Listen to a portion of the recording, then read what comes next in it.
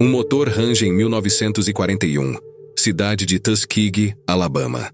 Não é o som suave de uma aeronave bem ajustada. É o gemido de uma máquina rejeitada, entregue a homens que, segundo o exército, jamais deveriam estar no cockpit. O instrutor civil, Charles Anderson, acelera o motor. Ao seu lado, a primeira-dama dos Estados Unidos aperta o cinto. Eleanor Roosevelt não pediu permissão ao marido para este voo. Ela simplesmente apareceu no Instituto Tuskegee e exigiu subir. Quando o avião decola sobre os campos de algodão, algo muda. Não imediatamente, não de forma visível, mas muda. Porque naquele momento, uma mulher branca está confiando sua vida a um piloto negro. E o Corpo Aéreo do Exército, que passou 20 anos provando cientificamente que isso seria suicídio, está prestes a ter seu mundo virado do avesso. Eles não sabem ainda, mas aquele voo vai gerar uma profecia impossível. Um recorde que desafia a matemática. 0 bombardeiros perdidos. 0. E para alcançar esse número, homens negros terão que ser perfeitos em um sistema projetado para vê-los fracassar. O som que ecoa do Alabama em 1941 não é apenas um motor. É a rachadura inicial em um império de certezas raciais. E do outro lado dessa rachadura está uma guerra onde a arrogância custará vidas, mas a disciplina salvará todas. Janeiro de 1941. O Congresso aprova a Lei Pública 18. O texto é seco, burocrático, indiferente. Mas seu significado é explosivo. O Departamento de Guerra fica obrigado a criar uma unidade de aviação composta inteiramente por negros. Obrigado. Não convencido. Não inspirado. Forçado. Os generais recebem a ordem como quem recebe uma sentença. Eles têm uma estratégia simples. Obedecer de forma tão incompetente que o fracasso seja inevitável. Quando esses homens falharem, e eles acreditam piamente que falharão, a ciência racista dos últimos 20 anos será finalmente validada em combate.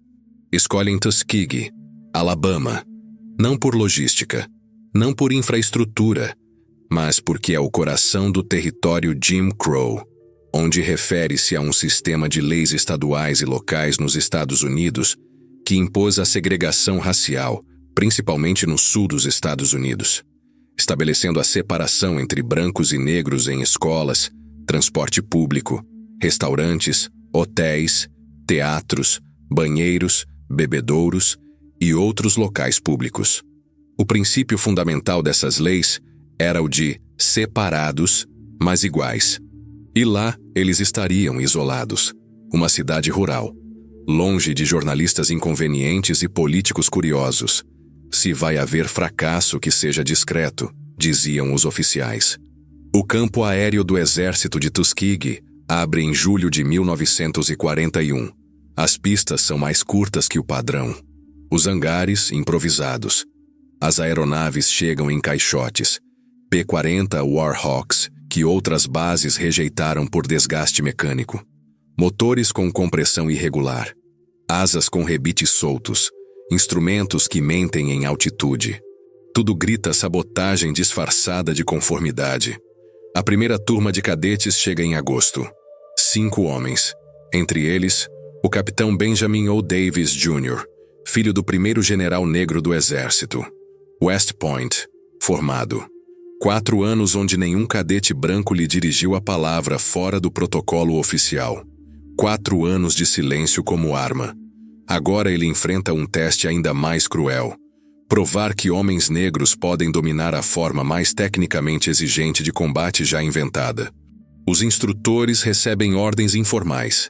Esses cadetes vão falhar 3 vezes mais que os brancos. Ajustem a avaliação de acordo. Um erro em navegação? Eliminado. Nervosismo em um voo de checagem? Eliminado. Dúvida durante uma manobra? Eliminado. A taxa de fracasso é engenheirada para ser catastrófica. Mas algo inesperado acontece. Esses homens se recusam a quebrar. 7 de março de 1942. 5 pilotos recebem suas asas. Davis, Roberts, Ross, Custis. Seus nomes não aparecem nas manchetes nacionais. Não há desfile. Não há discurso presidencial. Apenas um pequeno parágrafo nos jornais negros e um silêncio ensurdecedor da imprensa branca. Mas entre os 13 milhões de afro-americanos espalhados pelos Estados Unidos, a notícia se espalha como fogo em palha seca, porque aquelas asas de metal representam algo muito maior que a aviação. Elas representam refutação. Cada decolagem é um argumento contra décadas de pseudociência racial. Cada pouso, uma resposta a teorias sobre reflexos inferiores e inteligência limitada. Esses homens não estão apenas voando, estão carregando as esperanças de uma raça inteira que foi ensinada a acreditar em sua própria inferioridade. A pressão é sufocante. Em meados de 1943, pilotos suficientes se formaram para criar o 332º Grupo de Caça. 4 esquadrões, o 99º, 100º, 301º e 302º. Cada um segue a estrutura padrão da Força Aérea. 16 aeronaves, 25 pilotos e 200 tripulantes de solo. Mas nada nessas unidades é padrão. Cada mecânico é negro, cada chefe de equipe é negro, cada oficial de suprimentos é negro. O exército criou um grupo de combate completamente segregado, apostando que ele entrará em colapso sob seu próprio peso quando o combate real começar. O equipamento conta a história das expectativas. Enquanto grupos de caça brancos recebem os novos P-47 Thunderbolts e P-38 Lightnings, o 332º, o Herda P-40 Warhawks em fim de vida útil. Aeronaves mais lentas, menos manobráveis, mecanicamente desgastadas. É tecnologia de 1941, enfrentando os mais novos caças da Luftwaffe em 1943. A mensagem é cristalina. Façam suas missões simbólicas, provem que os críticos estavam certos e desapareçam da história como um experimento fracassado. O Coronel Davis assume o comando sabendo que cada missão será analisada com padrões diferentes. Quando pilotos brancos perdem bombardeiros, é névoa de guerra. Quando seus homens perdem bombardeiros, será prova de que toda uma raça é inadequada para o combate. Não são apenas pilotos de caça. São representantes, símbolos, alvos. Em junho de 1943, o 332º Esquadrão embarca para o norte da África. O combate real está chegando. E a nação inteira está observando, esperando o fracasso. 2 de junho de 1943. O 99º Esquadrão atinge o espaço aéreo siciliano. A realidade do combate destrói qualquer noção romântica sobre guerra aérea em segundos. A primeira missão é a escolta de bombardeiros médios até Pantelleria. Transcorre suavemente, sem contato inimigo, sem perdas. Apenas pilotos nervosos aprendendo como é a artilharia antiaérea quando está realmente tentando matá-lo. Mas a lua de mel termina rápido. 9 de junho. O esquadrão encontra o Focke-Wulf 190 sobre o Mediterrâneo. O tenente Charles Hall marca a primeira vitória aérea da unidade. Deveria ser celebração. Mas os comandantes brancos do Comando de Apoio Aéreo observam com pranchetas e ceticismo. O P-40 Warhawk está se revelando uma sentença de morte nos céus europeus. Esta aeronave era competitiva em 1941. Mas em meados de 1943, está superada por quase todos os caças alemães. O FW-190 pode subir 500 metros por minuto mais rápido. O Messerschmitt Bf-109G o supera em curvas em alta altitude. A velocidade máxima do P-40 de 580 km por hora é espancada por caças da Luftwaffe, fazendo 630. Você não pode perseguir o que não alcança. E não pode escapar do que é mais rápido. Os pilotos de Tuskegee estão voando antiguidades em uma guerra moderna. 2 de julho de 1943. O dia em que tudo quase desmorona. Durante uma missão sobre o campo de aviação de Castelvetrano, na Sicília, o esquadrão 99º é atacado por uma dúzia de Bf-109 mergulhando do sol. É uma emboscada perfeita. Dois P-40 explodem em chamas. O tenente Sherman White morre. O tenente James McCullin ejeta sobre território inimigo e se torna prisioneiro de guerra. Os pilotos restantes se dispersam e a missão degenera em lutas individuais de sobrevivência em vez de combate coordenado. Quando retornam mancando para a base, as recriminações começam imediatamente. O coronel William Momier, comandante do 33º Grupo de Caça, arquiva um relatório que se lê como uma acusação. Ele afirma que o 99º carece de espírito agressivo, demonstra disciplina de formação deficiente e eficácia de combate inferior comparada a esquadrões brancos. O relatório chega à mesa do general Hap Arnold com uma recomendação: retirar o 99º Esquadrão das operações de combate e usá-los para patrulha costeira. Basicamente, trabalho militar ocupacional longe de lutas reais. A revista Time publica uma matéria questionando se o negro tem o temperamento adequado para combate aéreo. Jornais negros revidam com editoriais. Mas o dano está feito. O experimento está sendo chamado de fracasso. Mas há algo que o relatório de Momier não menciona. Seus esquadrões brancos voando, P-40, também estão sendo massacrados. O 57º Grupo de Caça perde 8 aeronaves em julho. O 79º perdeu 6. O P-40 é obsoleto independentemente de quem o pilota. Mas quando pilotos brancos morrem, é má sorte. Quando pilotos negros morrem, é inferioridade genética. As estatísticas estão sendo armadas. E o 332º Grupo de Caça sabe que está a uma missão ruim de ser dissolvido completamente. Setembro de 1943. O coronel Davis solicita audiência com o general Ira Eaker, comandante das Forças Aéreas Aliadas do Mediterrâneo. Ele entra naquela reunião sabendo que não está apenas defendendo seu esquadrão. Está defendendo o conceito inteiro de forças de combate integradas. Ele traz relatórios de missão, comparações de perdas, dados de desempenho de aeronaves. O 99º Grupo de Caça fez 500 decolagens com taxa de perda de 3,8%. Esquadrões brancos voando, P-40 tem taxas de perda entre 3,5% e 4,2%. Estatisticamente, seus homens estão performando identicamente a todos os outros amaldiçoados com aeronaves ultrapassadas. Eaker não promove Davis na hora, mas também não proíbe o 99º. Em vez disso, faz algo inesperado.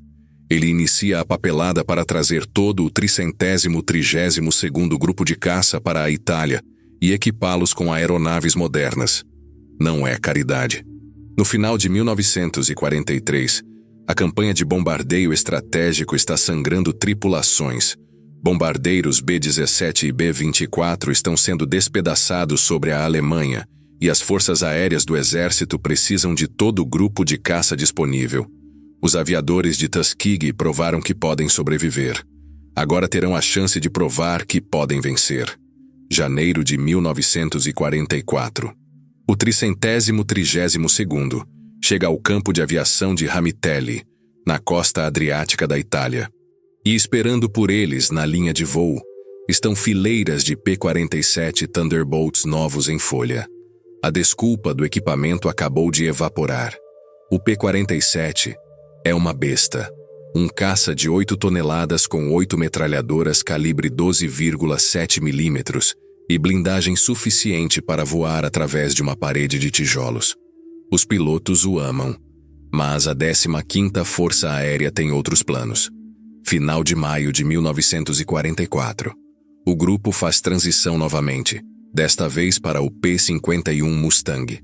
E tudo muda. Os modelos P-51B e C, chegando à linha de voo de Ramitelli, representam o que há de mais avançado em tecnologia de caça americana. Com um motor Merlin construído pela Packard, essas aeronaves cruzam a 580 km por hora e atingem 710 em aceleração máxima. Alcance máximo com tanques auxiliares, 1.450 km. Isso significa que Berlim está subitamente ao alcance das bases italianas. E a 15ª Força Aérea precisa de todos os caças de escolta de longo alcance que conseguir reunir. Mas aqui está a armadilha. O 332º Grupo de Caça não está apenas recebendo Mustangs, está recebendo uma nova missão. Varreduras de caça e ataques ao solo estão fora. Escolta de bombardeiros está dentro. Este é o trabalho politicamente mais sensível em toda a guerra aérea, porque coloca pilotos negros diretamente responsáveis por vidas brancas. Se bombardeiros forem abatidos enquanto o 332º deveria estar protegendo-os, todo racista nas forças aéreas do exército terá munição por décadas. Final de março de 1944. O coronel Davis reúne seus comandantes de esquadrão e estabelece ordens que violam tudo o que as forças aéreas do exército ensinam sobre táticas de caça. Fiquem com os bombardeiros, sem exceções. Não importa o que. As ordens soam simples, mas exigem que seus pilotos ignorem cada instinto que o treinamento perfurou neles. Não persigam. Não quebrem formação por abates individuais. Se um caça alemão passar rápido, deixem ir, a menos que esteja diretamente ameaçando os bombardeiros. A missão não é aumentar sua contagem pessoal. A missão é trazer cada bombardeiro pesado de volta vivo. Para pilotos de caça treinados para serem caçadores agressivos, isso parece lutar com uma mão amarrada nas costas. Davis não chega a essa doutrina por inovação. Ele chega por necessidade e observação. Ele assistiu aos resultados da missão de 24 de março a Berlim. Leu relatórios pós-ação de tripulações de bombardeiros descrevendo suas escoltas desaparecendo no pior momento possível. E ele fez algo que a maioria dos comandantes de grupos de caça nunca se dá ao trabalho de fazer. Conversou com pilotos de bombardeiros. Não há debriefings formais. Conversas reais onde tripulações de B-17 e B-24 explicam o que precisam. O que precisam não é contagem impressionante de abates. O que precisam é que alguém fique perto quando os FW-190 alemães vierem mergulhar pela formação. A implementação tática é específica e mensurável. A doutrina de escolta padrão prevê que caças voem em padrão de tela, formações amplas em várias altitudes cobrindo uma área geral ao redor dos bombardeiros. O esquadrão 332º, que agora estava a um passo de ser chamado de Pássaros Negros pela Luftwaffe, apertam a formação para o que Davis chama de escolta próxima. Seus caças voam a 15 metros das formações de bombardeiros, perto o suficiente para que as tripulações dos bombardeiros possam ver os rostos dos pilotos. Quando os bombardeiros fazem curvas, as escoltas fazem curvas com eles, mantendo posição como se estivessem soldadas à formação. Quando caças alemães se aproximam, os pássaros negros manobram para interceptar sem deixar seu setor. Isso exige um nível de disciplina de voo que a maioria dos grupos de caça considera desnecessário. Ficar tão perto de B-17 de 90 metros de envergadura voando em formação cerrada significa atenção constante. Você não pode divagar. Você não pode se exibir. Um momento de desatenção e você está colidindo com um bombardeiro ou saindo de posição. As demandas físicas são exaustivas. Missões duram de 6 a 8 horas. Não há piloto automático em um P-51. Sua mão direita fica no manche fazendo correções minúsculas constantes. Sua mão esquerda gerencia acelerador e mistura. Seus pés trabalham os pedais do leme. Faça isso por 7 horas seguidas a 7.600 metros, em temperaturas abaixo de zero, enquanto respira oxigênio através de uma máscara, e você entenderá por que a maioria dos pilotos de caça prefere a liberdade de varreduras independentes. Os Mustangs chegam em sua camuflagem padrão verde, oliva e cinza. Mas Davis ordena algo sem precedentes. Todo o conjunto de cauda pintado de vermelho brilhante. O 99º havia usado acabamento vermelho em seus P-40 no norte da África. Mas isso é diferente. Essas caudas são vermelho fogo, visíveis a quilômetros de distância. Impossíveis de confundir com qualquer outra pessoa. A razão oficial é a identificação. Bombardeiros amigos precisam conhecer suas escoltas rapidamente. Mas a razão não declarada é a marca. Se o esquadrão dos pássaros negros vão ter sucesso ou fracassar, todos saberão exatamente quem estava voando escolta. Aquelas caudas vermelhas se tornaram operacionais em 7 de junho de 1944 durante missão na cidade de Munique, Alemanha. Entre junho de 1944 e abril de 1945, os pássaros negros voam aproximadamente 200 missões de escolta de bombardeiros, totalizando 15.553 saídas. O número de bombardeiros perdidos para aeronaves inimigas sob sua escolta direta: 0. Nenhum. Essa impossibilidade estatística exige entender como engenharam o sucesso através de táticas que a maioria dos pilotos consideraria entediantes. A geometria de formação é tudo. Enquanto outros grupos de caça voam formações soltas que permitem manobras individuais, os pássaros negros usam o que equivale a uma defesa de perímetro móvel. 4 esquadrões giram posições ao longo da missão. Cobertura alta, cobertura baixa e 2 posições laterais. O esquadrão alto voa 600 metros acima dos bombardeiros, escaneando por ataques em mergulho. O esquadrão senta 300 metros abaixo, observando a tática favorita da Luftwaffe: atacar por baixo onde os bombardeiros têm o fogo defensivo mais fraco. Os esquadrões laterais flanqueiam a formação, perto o suficiente para interceptar qualquer caça tentando fazer ataque pela lateral, através do fluxo de bombardeiros. A cada 15 minutos, os esquadrões giram posições. Cobertura alta desce para cobertura baixa. Cobertura baixa gira para flanco direito. Flanco direito move para flanco esquerdo. O flanco esquerdo sobe para cobertura alta. Essa rotação serve para 2 propósitos. Previne a fadiga de manter um esquadrão na posição mais vulnerável a toda missão e torna a defesa imprevisível. Controladores de caça alemães rastreiam essas formações, tentando identificar pontos fracos. Rotação constante significa que nunca há fraqueza sustentada para explorar. É exaustivo de executar. Cada rotação exige tempo e comunicação precisos, mas funciona. A área-alvo apresenta o maior perigo porque os bombardeiros são mais vulneráveis durante a corrida de bombardeio. O bombardeiro líder precisa de plataforma estável por 30 a 60 segundos, enquanto a mira de bombardeio Norden calcula o ponto de liberação. A formação inteira voa reta e nivelada, incapaz de tomar ação evasiva. Caças alemães sabem disso e cronometram seus ataques para essa janela. O esquadrão dos pássaros negros posiciona 8 caças diretamente ao lado do bombardeiro líder durante a corrida de bombardeio, 4 de cada lado, perto o suficiente para fisicamente bloquear qualquer caça tentando fazer um passe. É trabalho de guarda-costas aéreo. Exige que pilotos voem em formação com bombardeiros sendo martelados por artilharia antiaérea, incapazes de manobrar, completamente focados em manter posição em vez de observar ameaças. Abril de 1944 se torna o campo de provas. Os pássaros negros voam em escolta para missões a Bucareste, Ploeste, Viena e Munique. Cada alvo estratégico ao alcance. A Luftwaffe ainda é capaz de montar oposição séria na primavera de 1944, e as interceptações são frequentes. 12 de abril.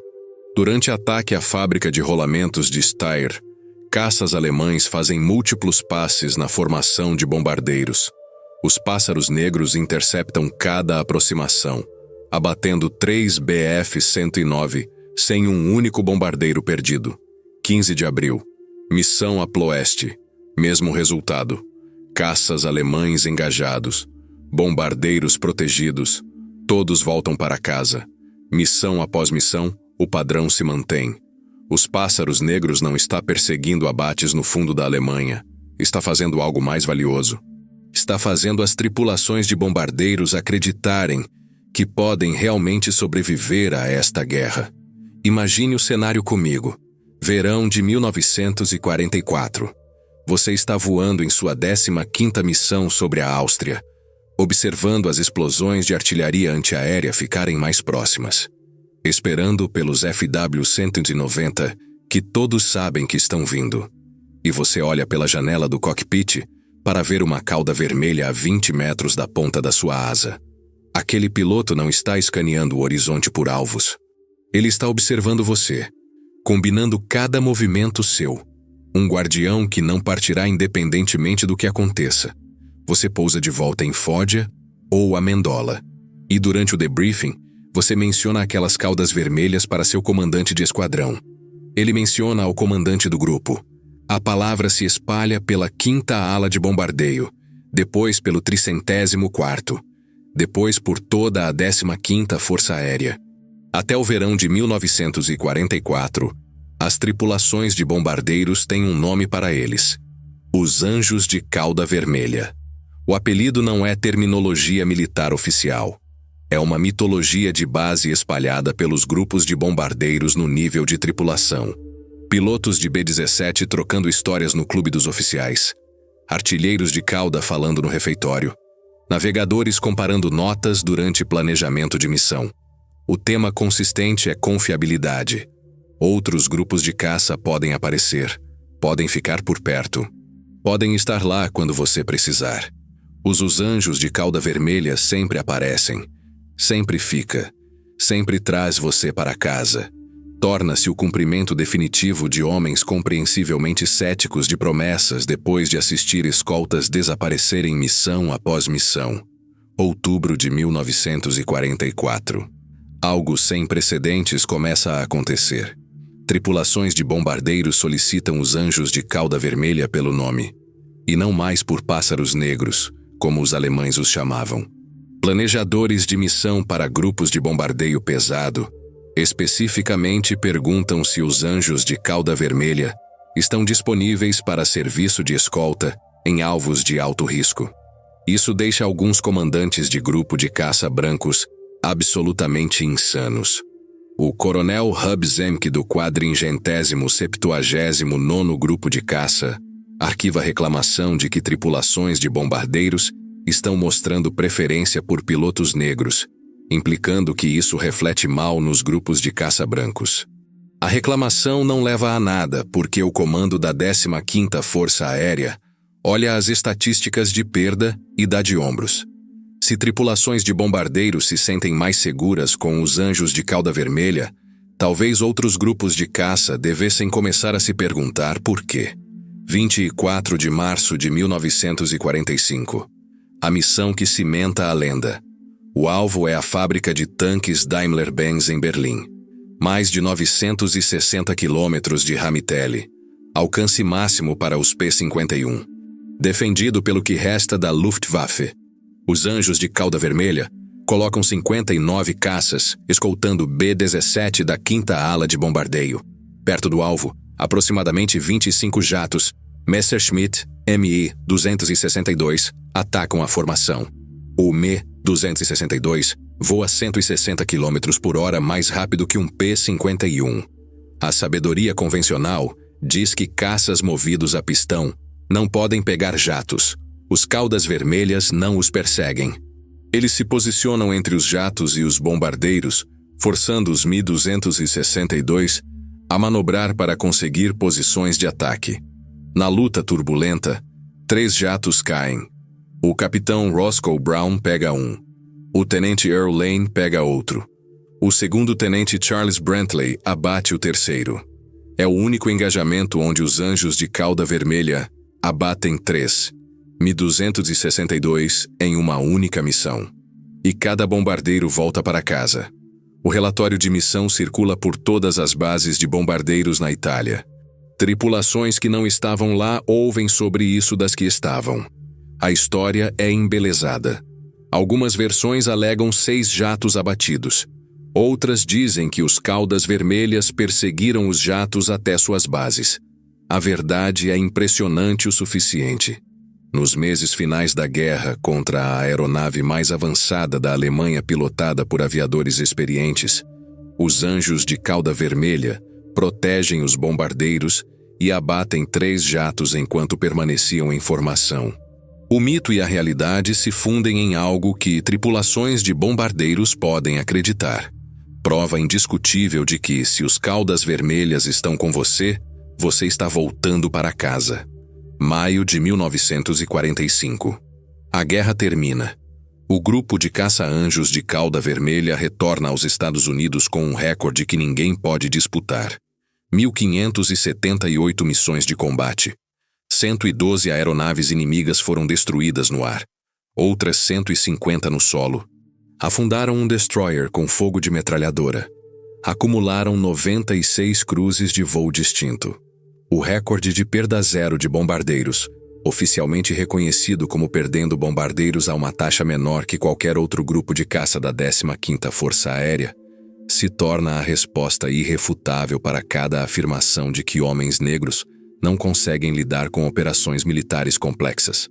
Mas a América, em 1945, não está pronta para essa conversa. Talvez da mesma forma como a Alemanha também não estava com os judeus. Os militares tentam enterrá-los com silêncio. Não há desfiles de fita de papel para os anjos de cauda vermelha. Nenhuma transmissão nacional de rádio celebrando suas conquistas. A imprensa branca amplamente os ignora, enquanto cobre extensivamente outros ases de caça. O coronel Davis recebe a Estrela de Prata, mas não foi promovido a general de brigada até 1954, 9 anos após o fim da guerra. Oficiais brancos com registros menos distintos recebem estrelas em meses após voltarem para casa. Os aviadores de Tuskegee voltam para uma América onde não podem comer nos mesmos restaurantes que as tripulações de bombardeiros que protegeram. Não podem beber dos mesmos bebedouros. Não podem viver nos mesmos bairros. Mas o registro em si se torna uma arma no arsenal dos direitos civis, porque é matematicamente inegável.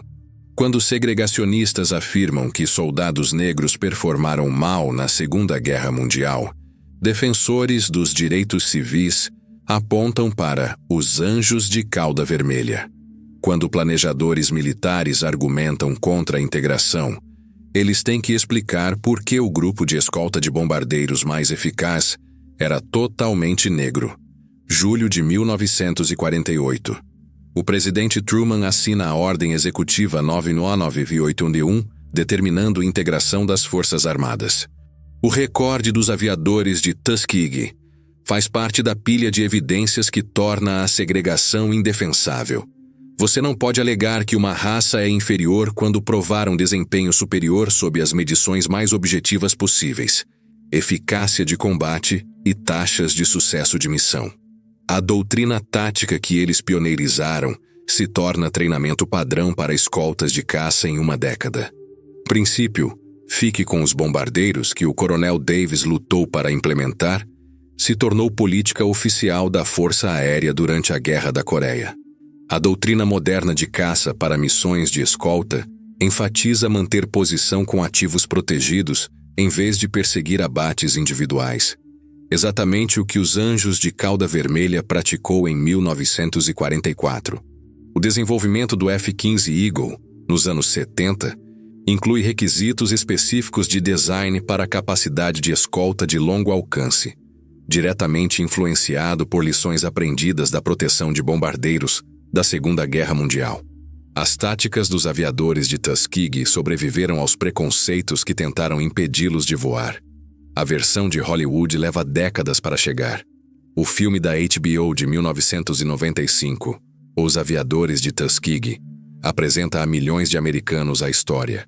O filme de 2012, Caudas Vermelhas, leva aos cinemas, embora com simplificações históricas significativas. Essas representações têm falhas. Comprimem linhas do tempo, criam personagens compostos, exageram algumas sequências de combate, mas realizam algo vital. Elas forçam a narrativa americana sobre a Segunda Guerra Mundial a incluir os homens que foram deliberadamente excluídos por 50 anos. Escolas que nunca mencionaram pilotos negros subitamente têm planos de aula sobre os aviadores de Tuskegee. Grupos de veteranos que os ignoraram por décadas os convidam para falar. Os sobreviventes se tornam elos vivos com uma história que a nação tentou esquecer. O tenente-coronel George Hardy, que voou 21 missões com os Anjos de Cauda Vermelha, Comparece a shows aéreos até seus 90 anos, contando às multidões sobre lutar 2 guerras simultaneamente. Uma contra os alemães, outra contra o racismo de seus próprios militares. O general de brigada Charles McGee voa 409 missões de combate através de 3 guerras e se torna o rosto visível do legado Tuskegee, falando a academias militares sobre a doutrina que salvou vidas. Esses homens não alegam que foram perfeitos. Eles alegam que receberam um padrão impossível e o alcançaram através de disciplina, quando o talento natural sozinho teria falhado. A vindicação final chega em 2007, quando o presidente George W. Bush concede a Medalha de Ouro do Congresso coletivamente aos aviadores de Tuskegee. Aproximadamente 300 sobreviventes comparecem à cerimônia. Homens idosos em seus 80 e 90 anos, muitos em cadeiras de rodas, alguns necessitando oxigênio, todos usando seus blazers vermelhos distintivos. Os comentários de Bush reconhecem o que o governo negou por 60 anos. Esses homens foram submetidos a um padrão duplo, performaram além dele e mudaram os militares para sempre. A medalha não apaga a discriminação que enfrentaram, não compensa pelas décadas de negação, mas é reconhecimento oficial de que seu serviço importou e seu recorde permanece. A Força Aérea de hoje treina cada piloto em estudos de caso, que incluem a doutrina de escolta do 332º Grupo de Caça. A precisão, disciplina e foco na missão que demonstraram se tornam exemplos de ensino em escolas de comandantes de esquadrão e escolas de armas de combate.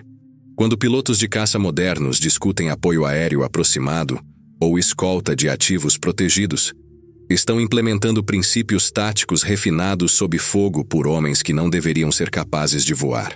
Os aviadores de Tuskegee não apenas provaram que podiam voar, provaram que podiam inovar, adaptar doutrina, executar com um nível de disciplina que estabeleceu novos padrões. Existe um paradoxo no coração dessa história que nunca se resolve completamente. O grupo de caça dos pássaros negros alcançou o registro perfeito porque foram forçados a ser perfeitos. O escrutínio que deveria destruí-los os forçou a desenvolver táticas superiores. A pressão que deveria quebrá-los os transformou em diamantes. Mas e se não houvesse necessidade dessa pressão? E se homens negros pudessem ter voado desde o início, sem precisar provar sua humanidade a cada decolagem? Quantos pilotos talentosos nunca tiveram a chance porque a porta foi trancada por 2 décadas? O som que ecoou do Alabama em 1941 não era apenas um motor de avião. Era a rachadura inicial em um sistema construído sobre mentiras científicas e medo social. Eleanor Roosevelt pousou daquele voo e pressionou o marido. Não porque o piloto negro a impressionou com acrobacias, mas porque ele voou como qualquer piloto competente voa, com habilidade, conhecimento e calma. A revelação não foi que homens negros possuíam algum talento extraordinário para a aviação. A revelação foi que nunca houve razão para impedi-los em primeiro lugar. As caudas vermelhas sobre a Alemanha em 1944 não estavam provando superioridade. Estavam provando igualdade através de métodos que só a discriminação sistêmica poderia forçar alguém a desenvolver. O recorde de 0 bombardeiros perdidos permanece como o número mais alto e mais triste da Segunda Guerra Mundial. Alto porque representa excelência tática indiscutível. Triste porque esse nível de perfeição só foi exigido de homens negros. Pilotos brancos podiam falhar e permanecer humanos. Pilotos negros tinham que ser perfeitos, ou representar uma raça inteira como inadequada. Maio de 1945. A guerra termina. Os motores silenciam. Os Mustangs vermelhos pousam pela última vez em Hamitelli. E em algum lugar sobre o Alabama, décadas antes, o som de um pequeno avião transportando uma primeira-dama e um instrutor civil negro ainda ecoa. Não porque aquele voo foi extraordinário, mas porque foi perfeitamente comum. E foi isso, a normalidade absoluta daquele momento, que rachava a fundação de um império construído sobre certezas raciais. O som mais alto da guerra Não foi o rugido dos Merlin Engines a 7.000 metros. Não foi o estampido das metralhadoras calibre 12,7 milímetros. Não foi nem mesmo a explosão dos aviões Mi-262 caindo em chamas. O som mais alto foi o silêncio que se seguiu quando cada argumento contra eles foi destruído por matemática pura. 0 bombardeiros perdidos. 0 desculpas restantes. 0 retornos possíveis para o mundo que existia antes que aqueles homens provassem que o impossível era apenas uma mentira que todos concordaram em acreditar. E quando o último aviador de Tuskegee finalmente silenciar, quando o último sobrevivente contar sua última história, o eco permanecerá. Porque eles não mudaram apenas doutrina militar. Eles mudaram o som da verdade, de uma teoria sussurrada para um rugido que não pode ser ignorado. No fim, não foi a guerra que eles venceram. Foi a mentira. E o som dessa vitória ainda ressoa em cada cockpit, em cada missão, em cada momento em que alguém é julgado pelo que pode fazer, em vez do que parece. Os motores estão silenciosos agora, mas o eco é eterno.